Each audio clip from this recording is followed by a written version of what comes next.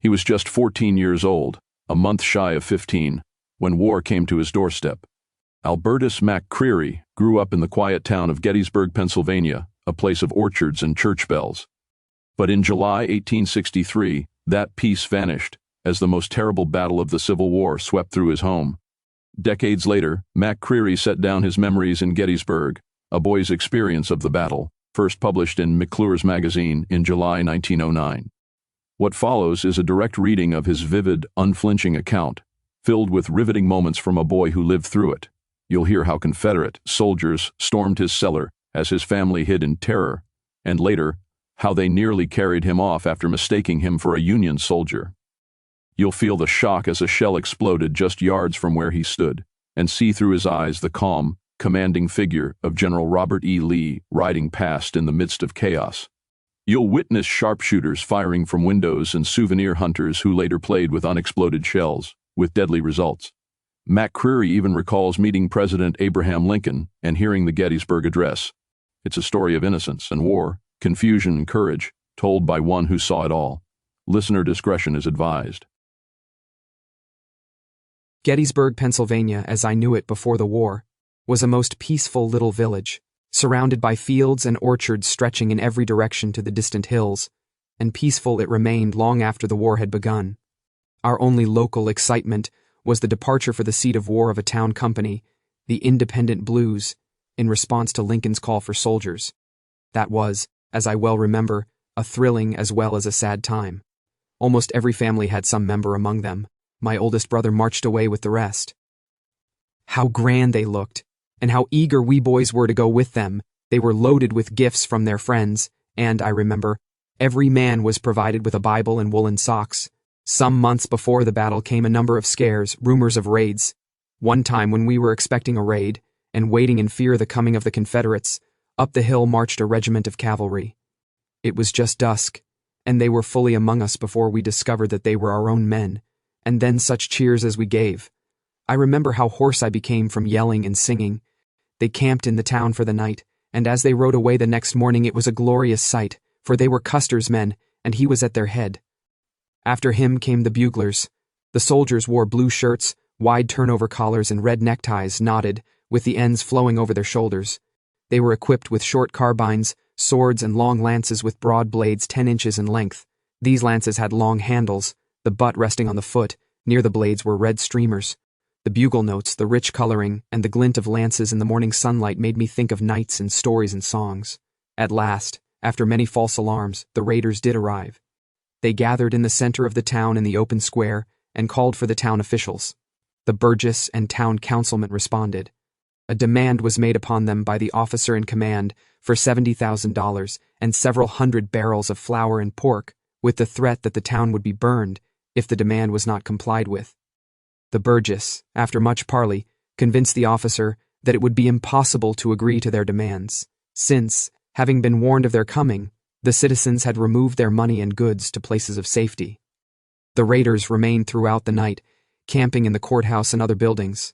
By noon the next day they had all departed, without having done much damage. It had been very exasperating, however, to hear their band through the night playing Dixie and other Confederate airs, and they gave us a great scare. For shortly before, Chambersburg had been burned during a similar raid. Things had settled down to comparative quiet, when the papers informed us that Lee, with his whole army, was to invade the north. Next we heard that our army was marching from the south. The farmers were worried by these reports, for their crops, many of them, were about ready to be gathered. Not that anyone even dreamed that a great battle would be fought near us, but everyone feared the destruction of property from raiding parties, and such disturbances as naturally occur with the passing of an army. The first indication I saw of the battle was the passing through town, along Washington Street, of parts of the 11th and 12th Corps. They were going to form in line of battle along Seminary Ridge. We boys sat on the fence at High and Washington Streets, full of excitement and wonder. I remember saying to one of my companions, "There are enough soldiers here to whip all the Rebs in the South." To us it looked like a great army. It was hours before the last ones had passed. Boy-like, we followed in the rear, not dreaming that there was going to be actual fighting. We got as far as the Chambersburg Pike, and there we could hear firing over the ridge. Afterward we learned that this was the actual beginning of the Battle of Gettysburg. General Reynolds held the advance guard of the army and intercepted the Confederates at this point.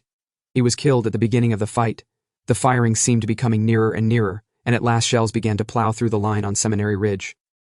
When one fell only a short distance from us and exploded, I concluded that I had better make for home, so I took a short cut through the alleys from my own door.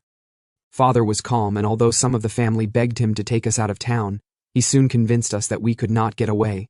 The town was then surrounded by the armies, and we were really safest where we were. It was about noon, and we sat down to our dinner as usual, but before we were through there was so much noise and racket in the street that we all left the table and went to the doors to see just what was going on. The street was full of Union soldiers, running and pushing each other, sweaty and black from powder and dust. They called to us for water. It was a hot July day. We got great buckets of water and tin dippers, and supplied them as fast as we could from the porch, at the side of the house, off the main street. Many were the hearty thanks we received. Hundreds thus got a refreshing drink as they fled in full retreat through the town. While we were carrying water to the soldiers, a small drummer boy ran up to the porch, and, handing me his drum, said, "Keep this for me." I took it, ran down the cellar steps, and hid it under a pile of shavings. His name and regiment were printed upon it in red letters. Later I wrote to him but received no answer. I suppose he had been killed. He looked to be about 12 years old. We were so busy, and the noise and confusion were so great, that we did not notice how close the fighting was, until, about half a block away, we saw hand-to-hand conflicts. It was a complete rout for the Union soldiers. We kept right on distributing water until an officer rode his horse up on the pavement among the soldiers and said, "All you good people go down in your cellars or you will all be killed." We obeyed him at once. Several neighboring families had sought our house, for it was large and well built, with strong cellar walls of stone. Hardly were we all down in the cellar, when we heard fighting all around the house, over the porch where a few moments before he had been handing out water, and over the cellar doors in the pavement. I heard a voice say, "Shoot that fellow going over the fence." The order was obeyed, and a shot rang out just by the cellar window.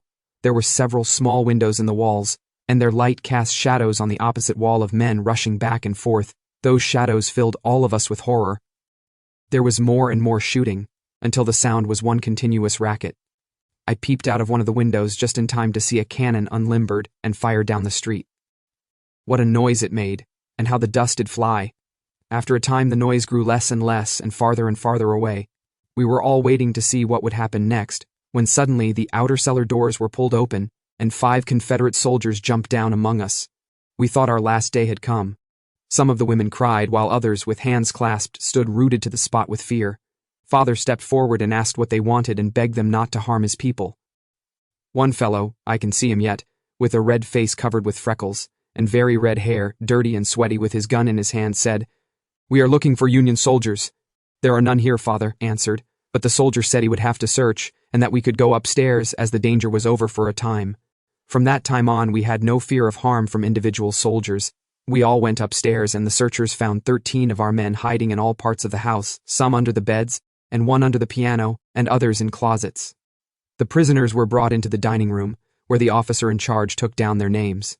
I well remember my father as he said, "Gentlemen, won't you have something to eat?" The table was just as we had left it such a short time before. They were only too glad to accept the invitation. While all were eating, I went around and took down the names of the prisoners, telling them I would write to their friends. Now that they had stopped fighting, both sides seemed to be on the best of terms and laughed and chatted like old comrades. We did not have to take to the cellar again that day, and by 9 o'clock it was comparatively quiet about our house, and as we were all worn out from our fears and excitement, we tried to get a little rest, although we did not remove our clothing or go regularly to bed. From then until the end of the battle we were within the Confederate lines and knew nothing of the state of affairs outside, and were considerably alarmed by the reports given us by the Confederate soldiers. They told us of all sorts of disasters to the Union Army. They said their men had taken Harrisburg, Philadelphia, Baltimore, and were nearing Washington, and that it was all up with us. Although we were confined to the house for the next 2 days, we only took to the cellar at intervals, when there was heavy cannonading. The vibrations could be felt, and the atmosphere was so full of smoke that we could taste saltpeter. One of our party was a deaf and dumb man, who, though he could not hear the firing, plainly felt the vibrations and could tell when the firing was heaviest as well as we. He would spell out on his fingers, "That was a heavy one." The whizzing of the shells overhead and the sharp snap of bullets through the trees in the yard kept us well keyed up.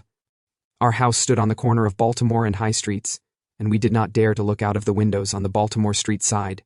Sharpshooters from Cemetery Hill were watching all the houses for Confederate sharpshooters and picking off every person they saw, since from that distance they could not distinguish citizen from soldier. On the High Street side we could stay out on the porch during the heavy artillery firing. Along this street from east to west of the town was stretched a line of Confederate infantry in reserve. From time to time they were moved away, and others took their place. I remember how poorly clad they were. Most of them were ragged and dirty, and they had very little to eat. I saw one man with a loaf of moldy bread and a canteen of molasses. He would break off a piece of bread, pour molasses over it, and eat it with what seemed great relish.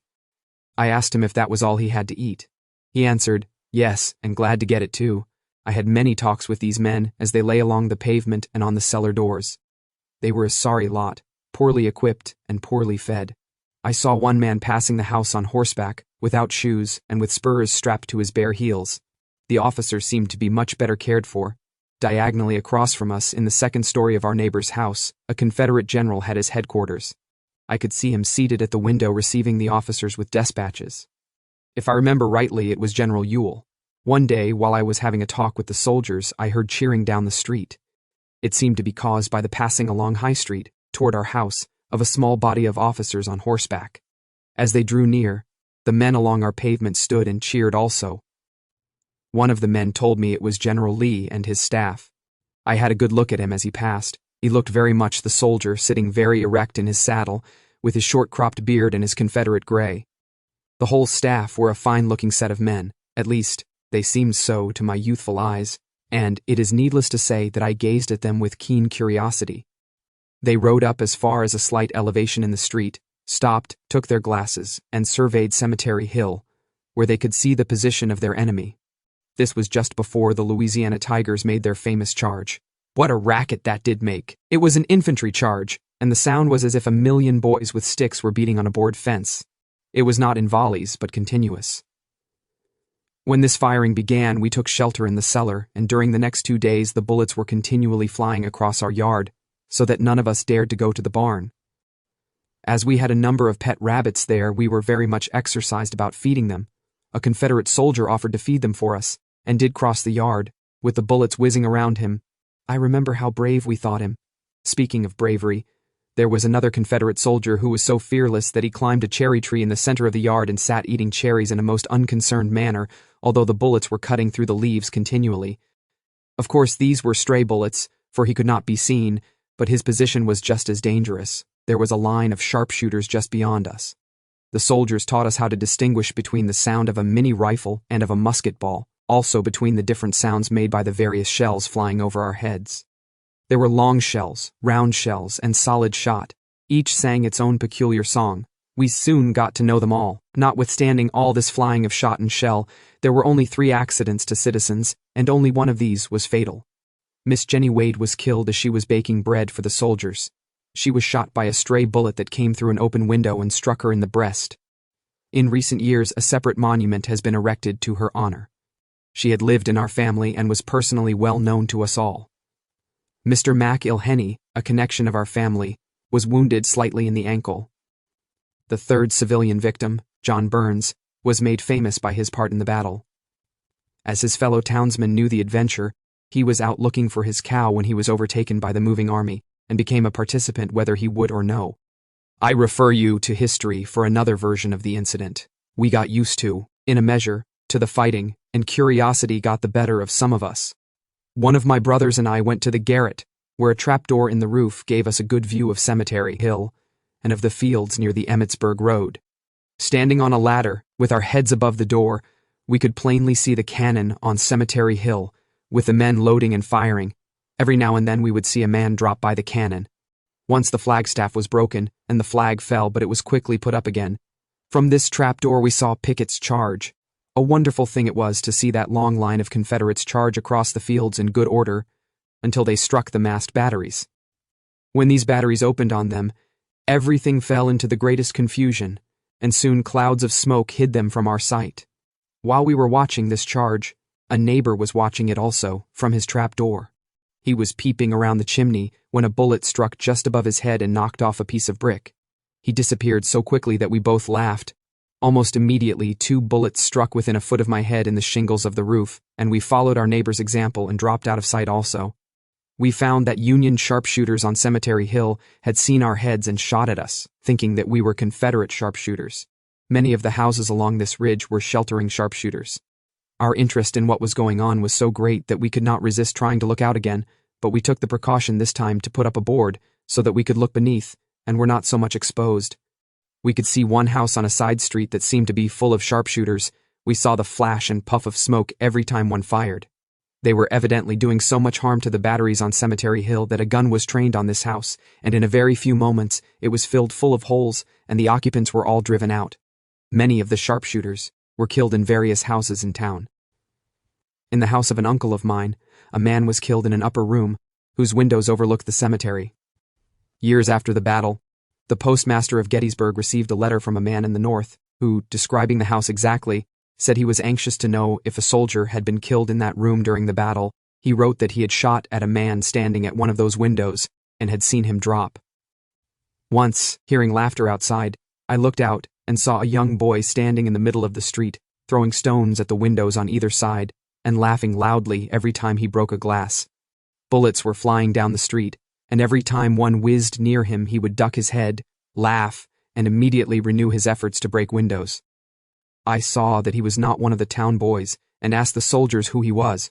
One of them said, "Oh, that little devil followed the army up from the south.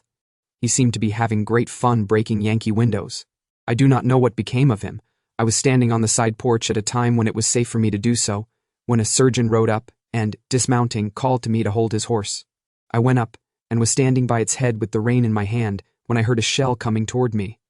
The noise came nearer and nearer until it seemed just above my head. I could stand it no longer. I dropped the rein and made for the other side of the street. I reached it none too soon, for as I gained the porch, the shell struck near where I had been standing. It made a tremendous noise when it exploded. The horse I had been holding, it is needless to say, went down the street at a swift pace. I do not know whether his master ever saw him again. Before the battle I had been wearing my soldier's cap, but an incident occurred that led me to discard it for one of another kind until more peaceful times. I was standing on the pavement in front of our own door, watching a squad of Confederates approaching. We had lost our fear of them by this time. When they came opposite me, the officer in charge called, "Halt!" and pointed at me. Two of the men left the ranks, came over to me, and took me by the arms, saying, "Come on." I was greatly frightened at this and called for my father, who happened to be just inside. He at once came out, and the whole family with him, and asked what they wanted. They said, "He is in the army and must come with us." Father laughed and said, "Oh, he is only a schoolboy," but they started off with me, and it was only when a number of the neighbors, who had come out of their houses on hearing the commotion, finally persuaded them to believe I was not in the army, that they let me off. Oh, how frightened I was! I cannot convey to anyone the feeling that swept over me as I was being led away, as I thought, to a southern prison and death. A number of citizens had been taken during the raids into Pennsylvania and carried to southern prisons. For this reason, my father remained in the background when our house was searched for ammunition and soldiers, and made me go forward and show them about. One officer I remember especially. He was very polite and apologized for giving us so much trouble, saying he had to obey orders.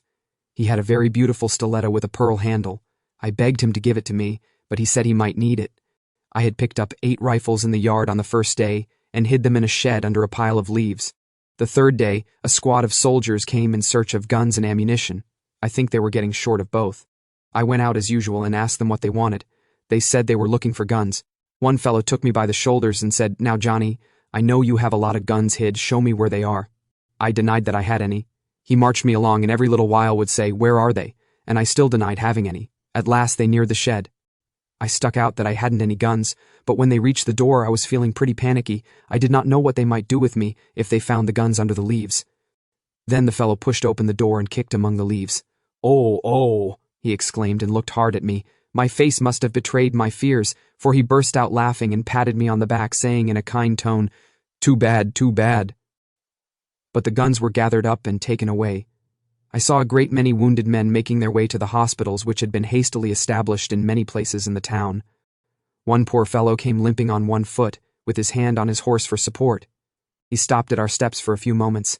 I ran into the house, got a broom, sawed off the handle, tacked a crosspiece to the end, and soon had a crutch that would enable him to get on more comfortably. He thanked me for it, and went on his way more rapidly. At another time 2 men came along, one helping the other by the arm. The face of one of them was so covered with bandages that we could see only his eyes. The other man said that his lower jaw had been shot away. He was suffering greatly and made a sign for water. I ran quickly and brought it, but he could not drink. He held his head back, and I poured the water on the bandages about his mouth, and it soaked through the bandages into his throat. The unwounded soldier thanked me and gave me a battered quarter which he said he had found in the fire at Fredericksburg. Another soldier, who had his wrist wrapped up, stopped at our steps. A surgeon who was in the house came out and asked the soldier what was the matter, and was told that a bullet was in the wrist. The surgeon quickly unwrapped the bandages, and sure enough there was a hole on one side and a big lump on the other.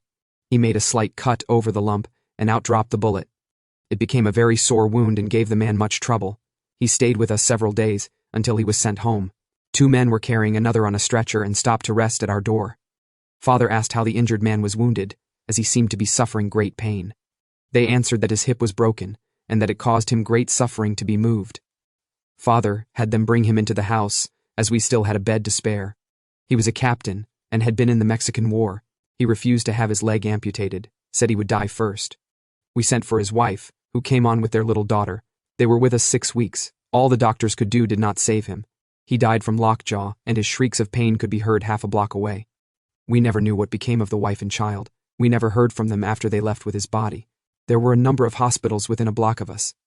The Presbyterian Church just across the street, the Catholic Church a few doors above, the United Presbyterian Church back of our lot, and the German Reformed at the end of High Street were used as hospitals. 2 schoolhouses, half a block up High Street, and the courthouse, a short distance down Baltimore Street, and many private residences nearby were all turned to the same account. We were saved much annoyance by having a red flag put up at our door to show that the house was a hospital. All of our beds were occupied, and we boys slept on the floor and ate at the Sanitary Commission for weeks. We thought hardtack and bacon fried together a great treat. The provisions we had in the house were soon consumed, and had it not been for the commission we should have starved to death. Their wagon stopped every morning with supplies of meat and bread and anything they had to distribute. We not only cooked for the patients in the house, but sent quantities of food to those in the church across the street. The pews in the church were covered with boards, and then straw and blankets were spread on them to make beds for the wounded. There were many cases of severe wounds and many deaths in that church. The dead were buried in trenches behind it. One day I was watching them bury the dead in this trench, when men with a stretcher brought out a body covered only with a sheet.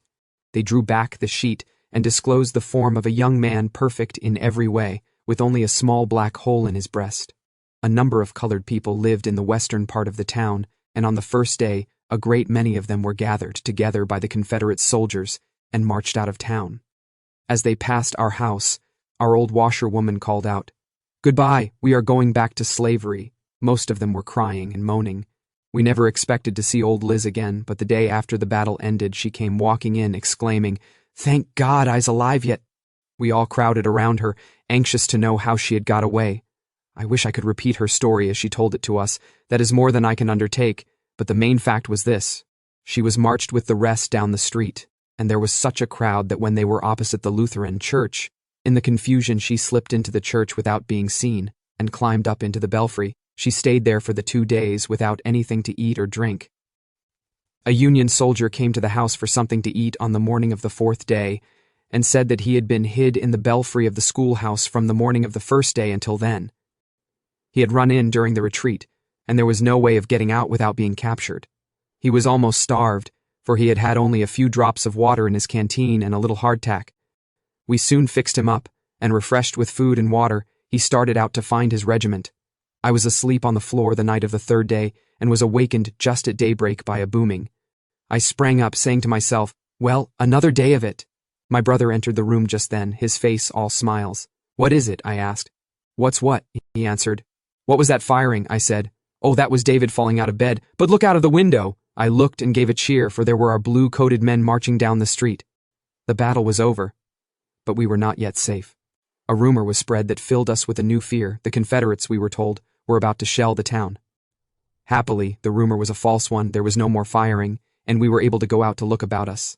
There were some sorry-looking homes in our neighborhood.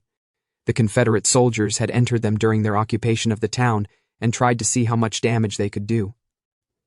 I went home with a young friend of mine, whose family had been in a neighboring cellar during the 3 days of the battle, and found that almost everything had either been cut to pieces or destroyed in some way.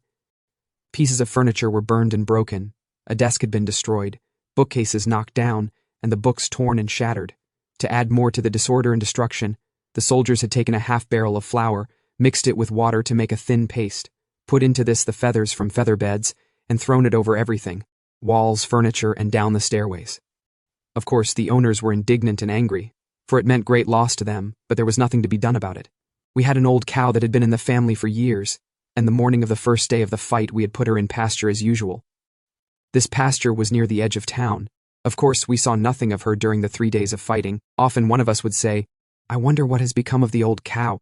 The general opinion was that we had seen the last of her. On the morning of the 4th day, Father, my brother, and I took a walk over the field to see if we could find any trace of her. We saw many terrible sights. Dead soldiers were lying around thick, dead horses, and many cow skins and heads. From this last we soon came to the conclusion that our cow had been killed for food like the rest, so we gave her up. As we were eating supper one evening a week or more after the battle, we heard a familiar bellowing in the street.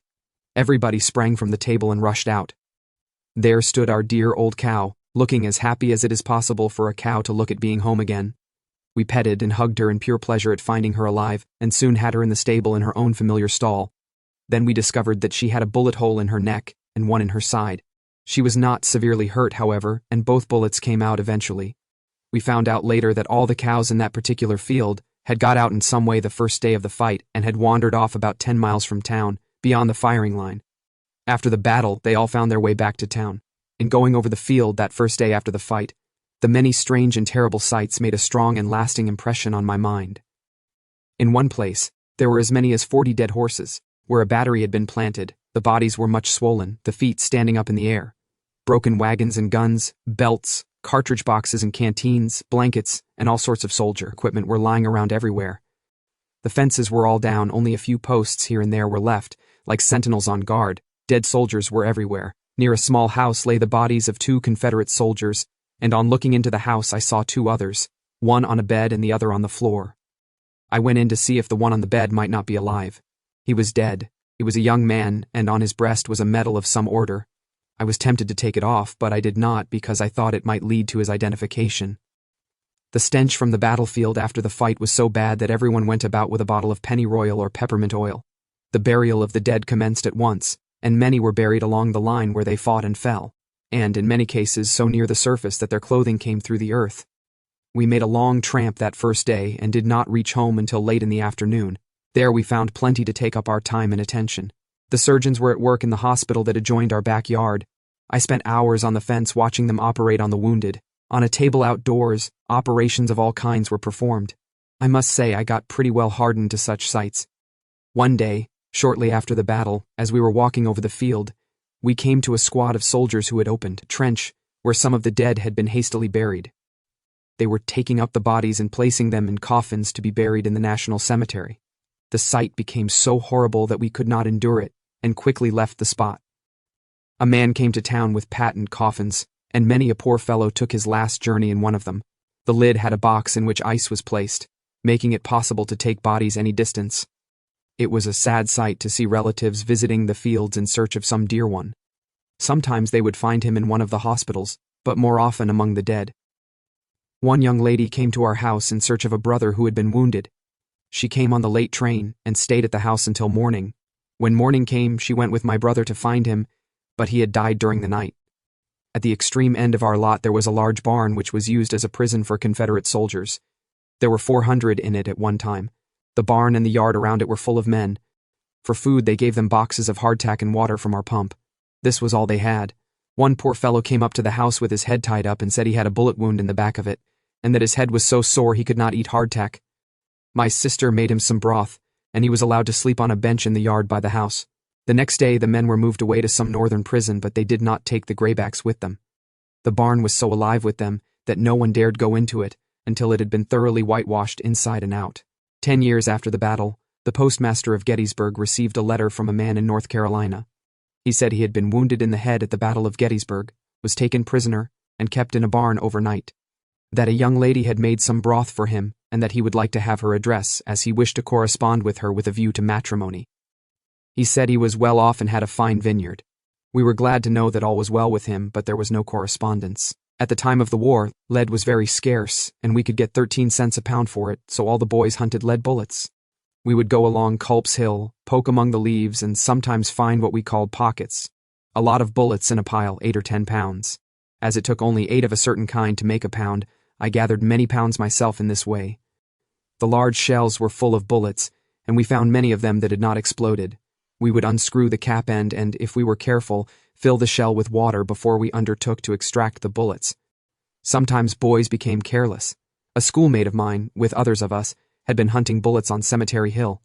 He found a shell, and the contents not coming out fast enough for him, he struck it upon a rock upon which he was sitting, and made a spark which exploded the shell. We carried him to his home, and the surgeons did what they could for him, but he never regained consciousness and died in about an hour.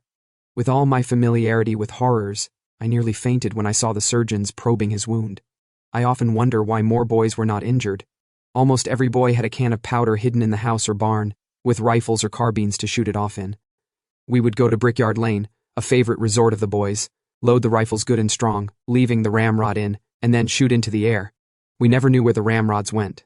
Another trick was to go to the woods, place 5 or 6 large Wentworth shells among dry leaves and sticks, set fire to the pile, and run off to a safe distance and wait for the explosion. It made a racket that put the 4th of July in the shade. The only other accident that I witnessed happened a year after the battle. I was passing along High Street and had reached Power's Stone Yard when I heard a terrible explosion behind me. I turned back to see what had happened. There I saw a young schoolmate lying on his back with his bowels blown away. He looked at me for a second, then closed his eyes in death. Near him was a man almost torn to pieces, his hands hanging in shreds. He was promptly cared for and, although badly wounded, losing both his hands and one leg, he lived. He was a stranger in the place and was there to visit the battlefield. He had been trying to empty a shell he had found on the field. A lady in a house opposite had seen the boy come out of the stone yard and say to the man that hitting the shell on a stone was a very dangerous thing to do. Just as he spoke, down came the shell on the stone and exploded. Visitors soon began to come to see the battlefield, and all wanted relics. We were always on the lookout for bullets and pieces of shell, in fact, anything that could be easily handled to sell to them. We found that a piece of tree with a bullet embedded in it was a great prize and a good seller. Every boy went out with a hatchet to chop pieces from the trees in which bullets had lodged. I found several trees with bullets in them that had met in mid-air and stuck together. These were considered a great find. Lamps were made of round shells. The caps were taken out, a tube for a wick was placed in them, and the shell was fastened to a square block of wood, thus making a very useful and convenient relic. The guidebooks that soon came out were another source of revenue to the boys, and continue so to the present day. It was not until 1865 that we again had a stirring time. The National Cemetery had been laid out, and bodies were brought from all parts of the field and buried there. The cemetery was to be dedicated, and Mr. Lincoln was to be there. It was a great day for the boys when he arrived. We all wanted to see him, and my strongest wish was to shake hands with him. I saw him several times, and was thrilled with patriotic enthusiasm every time. He stopped at a house at York Street and the corner of Diamond, and I got close to the open door and had a good view of him walking up and down the hall. He seemed very tall and gaunt to me, but his face was wonderful to look upon. It was such a sad face, and so full of kindly feeling, that one felt at home with him at once. I was fascinated, and kept going up to the steps a step at a time until I was at the very door, and very near to him. He did not look up, but kept walking up and down, no doubt thinking over the great speech he was about to deliver. I watched him until he turned into the parlor, and the door shut. In the afternoon there was a parade, and great crowds went out to the cemetery. A platform had been raised near the monument for the speakers, and it is estimated that 25,000 people gathered about it to hear that address. I squeezed my way through the mass of people until I was about 10 feet from the platform on which, of course, sat Mr. Lincoln and Edward Everett. I waited for Mr. Everett to get through his speech with what patience I could. It was long, I remember, but what he said made no lodgment in my mind. I was only waiting to hear Mr. Lincoln. At last he arose, and as he stood up he seemed taller than ever, in contrast to Mr. Everett. I am sure he was listened to with greater attention, though only a few really understood the greatness of the words then spoken. I have always been proud that I heard them.